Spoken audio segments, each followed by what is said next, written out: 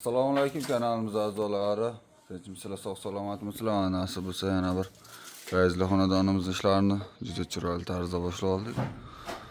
Oyog'imizni tayyor qo'yadigan listnisalarimizni, haykallarimizni keltirib, nasib bo'lsa bir boshdan mana nolini olib qo'yib boshladik.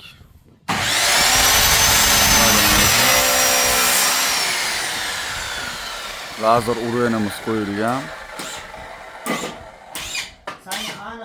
Şu razmiyeden geçsene. Ha? 9'dan. Patalayimiz tungi patalay bo'ladi.